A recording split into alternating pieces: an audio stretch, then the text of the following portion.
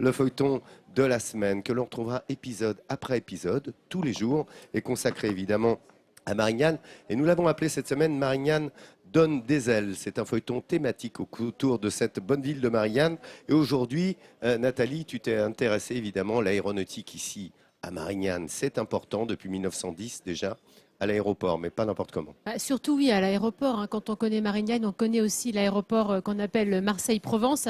Et moi, qui prends un petit peu l'avion, j'ai toujours été fascinée depuis toute petite par cette espèce de fourmilière qu'il y a dans l'aéroport. Il y a plus de 5000 personnes dans l'aéroport de Marignane qui travaillent. Nous, on voit les hôtesses, les stewards, le personnel voilà, qui est dans nos zones d'accès. Mais il y en a plein d'autres qui font décoller les avions, qui déchargent les bagages et plein d'autres choses qu'on va découvrir ensemble. Vous allez voir, c'est un univers absolument fascinant et ce sont de véritables passionnés.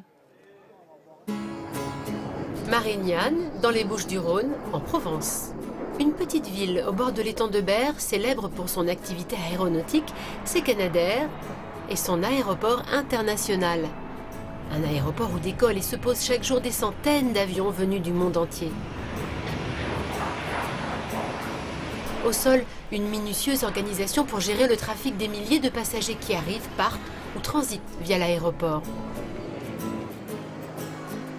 Vu de l'intérieur, dans les coulisses, ce sont plus de 5000 personnes qui s'activent chaque jour pour répondre aux besoins des voyageurs.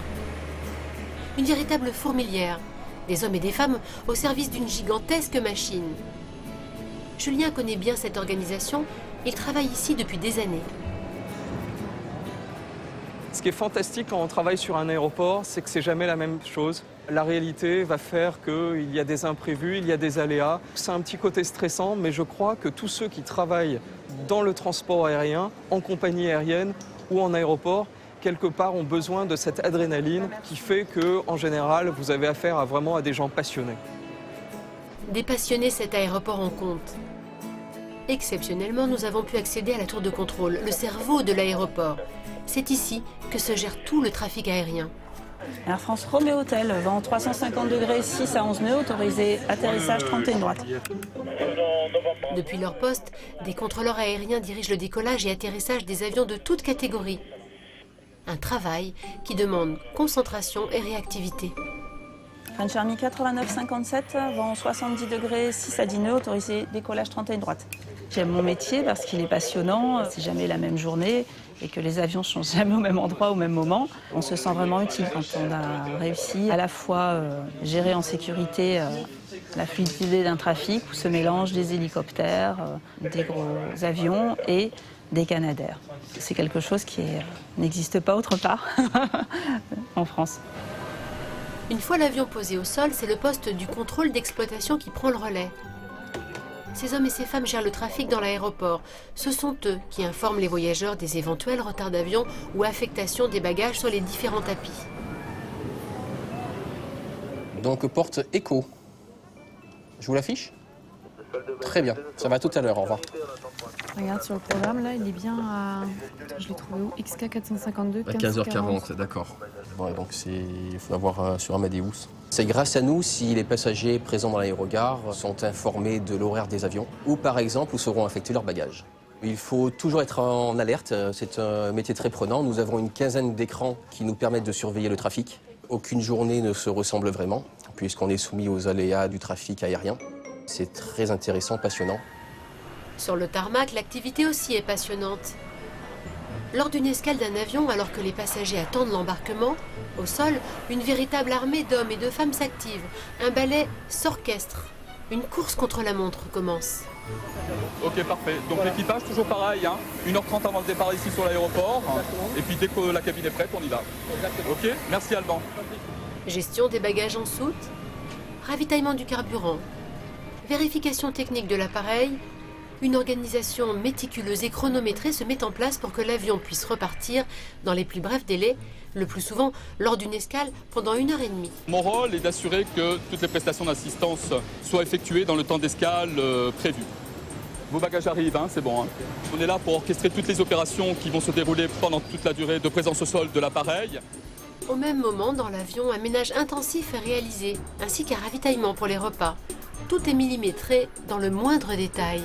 Tout est minuté Tous les jours, chaque vol est différent, notre clientèle est différente. Et c'est ce qui contribue à la joie, mais également à tout l'amour que l'on met dans ce métier-là. Ces hommes et ces femmes au service des passagers sont amoureux de leur métier. Ils assurent le confort et la sécurité de milliers de voyageurs qui transitent ici, dans cet aéroport, au bord de l'étang de Berre, à Marignane. Des voyageurs qui, la plupart, s'envolent vers de nouveaux horizons. Moi, je suis très contente parce que ma curiosité est enfin satisfaite. Je me demandais toujours ce qui se passait quand je prenais l'avion et quand je voyais ces avions décoller. La fourmilière atterrir. qu'il y a Exactement. derrière. Je trouve ça fascinant.